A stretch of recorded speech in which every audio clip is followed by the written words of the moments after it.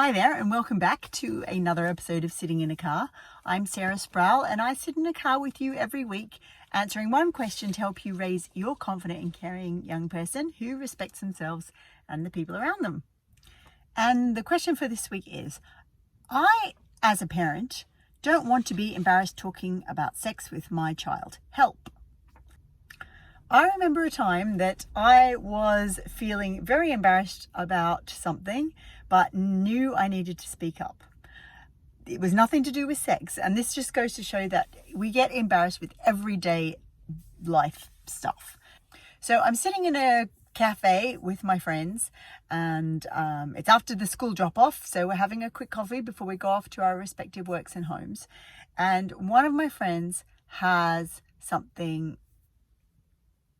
on her nose right here.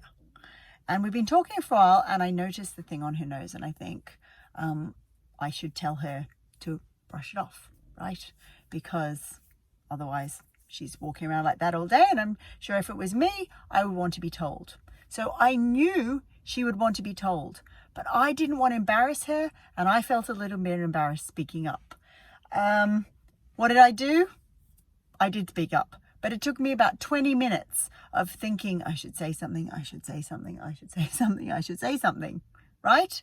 So when we're looking at this question of being a parent and not wanting to be embarrassed talking to our child about sex, I'm thinking to myself, absolutely. None of us like to feel embarrassed, but sometimes there are things we need to do for the greater good. So for the good of my friend who is sitting in the coffee shop with something on her nose, or for the greater good of our kid who is growing up in a world where they need to have accurate information and have built up skills and abilities to be able to stand up for themselves, say yes, say no, speak up when they see something not quite right. The problem is that embarrassment or awkwardness, it comes from two different places in our body. It comes from our brain, what our brain is thinking, and it comes from our body because our body can have these very, very sort of deep reactions to something that it seems might be dangerous or thinks might be dangerous. So that's the first point, that embarrassment comes from these two parts. So when you're going to look at changing your level of embarrassment, you can either look at how your head is going or how your body is going. The next thing is that sort of working through embarrassment takes effort. If you think back to my story in the coffee shop, how long did I say I spent plucking up the courage to tell my friend about what was on her nose? 20 minutes. 20 minutes. And at the end of 20 minutes, I don't think I felt any more comfortable about saying it.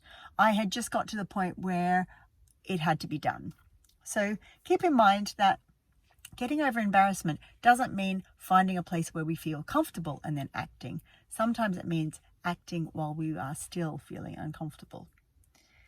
The last point is when we are learning a new skill, like talking about something we don't usually talk about, like sexuality or puberty or bodies or babies or consent, that sort of experience or that sort of skill building takes practice. And if we don't start doing it, then we don't start learning how to do it better and building up on our skills and our abilities. So one of my really practical tips would be, could it be possible to find someone else that we can start or you can start having these conversations with that isn't quite as awkward as your kid? Maybe you've got a good friend.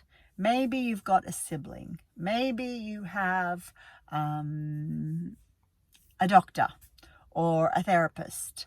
Or maybe you have older siblings or younger siblings who you feel actually you wouldn't be so embarrassed talking to.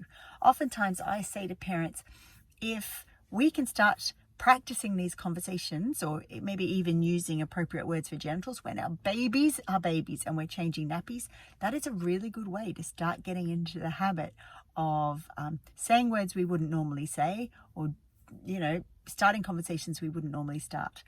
The issue is most of us, by the time we're dealing with this issue of embarrassment, we have a child way older than a newborn. And that is the rub of parenting, that oftentimes our kids are growing us up. Our kids are growing and creating new challenges for us, and we're scrambling to keep up with them. So just to recap, the question was, I as a parent don't want to be embarrassed talking to my kid about sex. Help. I've talked about 3 things. The first thing is be aware that embarrassment or awkwardness comes from the brain and the body. The second point is that it takes effort to get through embarrassment. It's not something that we can work on and just turf out the door. Sometimes we need to actually do the thing that's embarrassing to get over it. And the third thing is we need to start before we get ready. And we can find someone that might be easier to talk to than the kid that we're feeling most embarrassed with.